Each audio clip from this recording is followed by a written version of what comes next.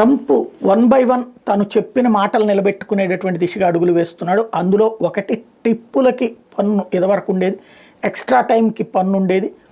ఆ పన్నుల్ని రద్దు చేస్తూ ఒక బిల్లు తీసుకురావడం సభలో ఒక ఎత్తు అయితే, హాస్పిటళ్ళ దోపిడీని కంట్రోల్ చేస్తానన్నాడు. అక్కడ హాస్పిటళ్లలో వాళ్ళు ఏదో ఒకటి ఇంటర్నల్గా ఇచ్చేస్తున్నారు ఒక రిసిప్ట్, దాని ఆధారంగా మీ దగ్గర నుంచి వసూలు చేస్తున్నారు. అట్లా ఇన్సూరెన్స్ కంపెనీలు కూడా అందుకే సమస్య పాలవుతున్నాయి. అదే ప్రైవేట్గా డబ్బులు కట్టే వాళ్ళని అయితే దోచేస్తున్నటువంటి పరిస్థితి ఉన్నటువంటి నేపథ్యంలో దాన్ని రెగ్యులరైజ్ చేస్తాను, ఒక దారికి తెస్తానని చెప్పారు. తాజాగా ట్రంప్ అడ్మినిస్ట్రేషన్ ఒక ఎగ్జిక్యూటివ్ ఆర్డర్ పాస్ చేసింది. దాని ప్రకారం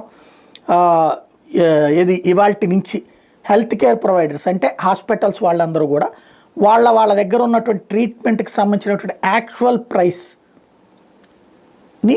అక్కడ బోర్డు పెట్టాలి. అంటే ఫర్ ఎగ్జాంపుల్ జ్వరానికైతే ఇంత, అపెండిసైటిస్కి అంటే ఇంత, కిడ్నీకి అయితే ఎంత, ఇట్లాగా వాళ్ళ ఛార్జీల్ని అందులో పెట్టాలి. ఇప్పటిదాకా అది తీసేసి ఎస్టిమేట్ అనేసి ఇస్తున్నారు. అంటే ఒక పేషెంట్ వాళ్ళ దగ్గర డబ్బులు ఉన్న దాన్ని బట్టి ఒకటి దగ్గర 10 లక్షలు తీసుకుంటే ఇంకోటి దగ్గర 25 లక్షలు తీసుకుంటున్నారు.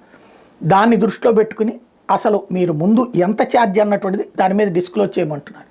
ఇందులో ఏమవుతుంది, ఈ ఎస్టిమేట్ ఒకటాళ్ళకి ఇచ్చి ఇందులో తినేసేటటువంటిది ఎక్కువ నడుస్తుంటుంది. ప్లస్ మనిషిని బట్టి దోపిడీ అన్నటువంటిది నడుస్తున్న నేపథ్యంలో దాన్ని ఒక రెగ్యులరైజ్ చేసే ప్రయత్నం ప్రారంభించాడు.